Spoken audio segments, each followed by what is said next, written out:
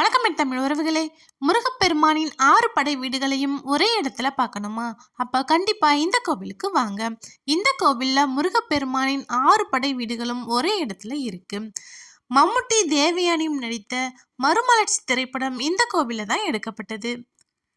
அந்த திரைப்படத்துல ஒரு பாடலுக்கு தேவயானி ஒரு பாலத்து மேல நடந்து வருவாங்க. அதையும் நம்ம இந்த பதிவுல பார்க்கலாம்.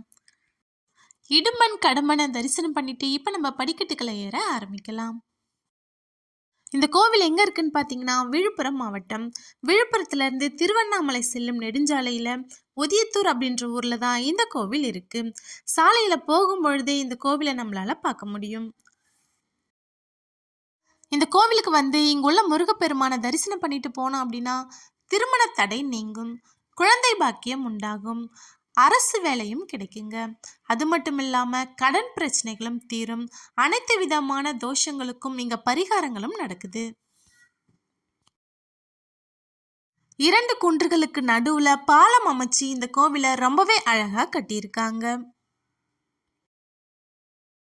ஆரம்பத்துல இப்ப நம்ம ஏறிக்கிட்டு இருக்கிற படிக்கட்டுக்கள்லாம் எதுவுமே இல்லாம இருந்திருக்கு. 1987ல தான் இந்த படிக்கட்டுக்களை அமைச்சிருக்காங்க. இந்த கோவிலை கட்டுறதுக்கு முன்னாடி இந்த மலையின் மேல 5 அடி உயரத்துல வேல் ஒன்றை முருக பக்தர் பிரதிஷ்டை செய்திருக்காரு. அதுல இருந்து இந்த கிராம மக்கள் தொடர்ந்து வழிபாடு செய்திருக்காங்க. அதற்கு பின்புதான் ஊர் பெரியவர்கள்லாம் சேர்ந்து இந்த கோவிலை கட்டியிருக்காங்க. ஆரம்பத்துல ஒரு கோவில் மட்டும்தான் இருந்திருக்கு. அதற்கு பின்புதான் 6 படை வீடுகளையுமே இங்க அமைச்சிருக்காங்க. இங்கேருந்து பார்த்தீங்கன்னா தெரியும், பாலம் தெரியுது பாருங்க. 2 குன்றுக்கு நடுவுல பாலம் அமைச்சிருக்காங்க.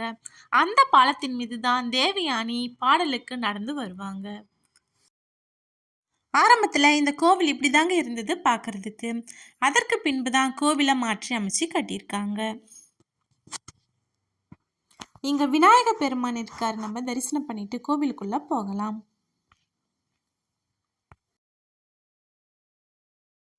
கோவில் படிக்கட்டுக்களை ஏறி கோவிலின் ராஜகோபுரத்துக்குள்ள இப்ப நம்ம போய்கிட்டு இருக்கோம்.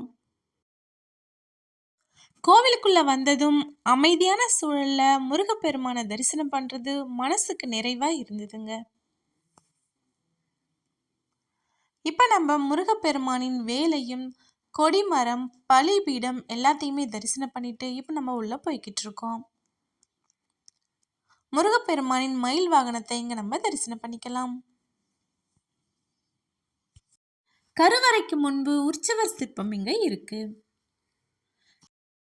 இத்தல மூலவர் திருத்தணிகை வேலன் வள்ளி தேவசேனையுடன் நின்ற கோலத்தில் இங்கு நமக்கு காட்சி தருகின்றார். தரிசனம் பண்ணிக்கலாம்.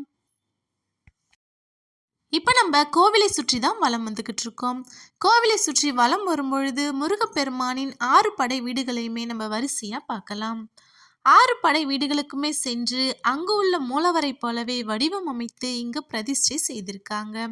அது மட்டும் இல்லாம 6 படை வீடுகளின் மண்ணையும் தீர்த்தத்தையும் எடுத்துட்டு வந்து ஒவ்வொரு சிலைக்கு கீழே வச்சு அழகா பிரதிஷ்டை செய்திருக்காங்க. இப்ப நம்ம பழனி தண்டாயுதபாணி சுவாமி சன்னதிக்கு வந்திருக்கோம். இங்க நம்ம தரிசனம் பண்ணிக்கலாம். பங்குனி கிருத்திகையில இங்க விசேஷமா பூஜைகள் நடக்குது. அப்பொழுது காவடி எடுத்து தேர் திருவிழாவும் இந்த கோவில்ல நடைபெறுது. திருச்செந்தூர் செந்தில் ஆண்டவரை இங்க நம்ம தரிசனம் பண்ணிக்கலாம். 6 படை வீடுகளிலும் உள்ள 6 முருகப்பெருமானையும் நம்ம தரிசனம் பண்ணிட்டு அடுத்து நவகிரக சன்னதிக்கு போக போறோம். திருப்பரங்குன்றம் சுப்பிரமணிய சுவாமியை தரிசனம் பண்ணிட்டு இப்ப நம்ம நவகிரக சன்னதிக்கு போகலாம். அனைத்து விதமான கிரக தோஷங்களுக்கும் இங்க பரிகாரங்கள் ரொம்பவே சிறப்பா நடக்குதுங்க. கும்பகோணத்துல எப்படி பரிகார ஸ்தலம் இருக்கோ அதே போல ஆகம விதிப்படி இங்கேயும் அமைச்சிருக்காங்க. ஒவ்வொரு நவகிரகமும் தன் துணைவியாருடன் அமைக்கப்பட்டிருக்கிறது ரொம்பவே சிறப்பு வாய்ந்ததா இருக்கு. தோஷங்களுக்கு பரிகாரம் செய்யும் பொழுது நவகிரகங்கள் தன் துணைவியாருடன் இருந்தால் கூடுதல் பலன் கிடைக்கும். சூரியன் தன் துணைவியார்களுடன் குதிரை வாகனத்தோடு நடுவுல இருக்காரு. அவரை சுற்றி மற்ற கிரகங்கள் இருக்கிறது பார்க்கறதுக்கு ரொம்பவே அழகா இருக்கு.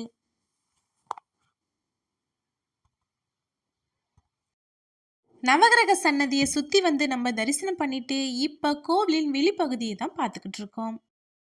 இது வந்து கோவிலின் பின்புற பகுதிங்க. 2 மலைகளுக்கு நடுவுல ஒரு பாதையும் அமைச்சிருக்காங்க. இது சறுவலா இருக்கிறதுனால பிடிச்சு இறங்குறதுக்கு கம்பிகளும் அமைச்சு கொடுத்துருக்காங்க.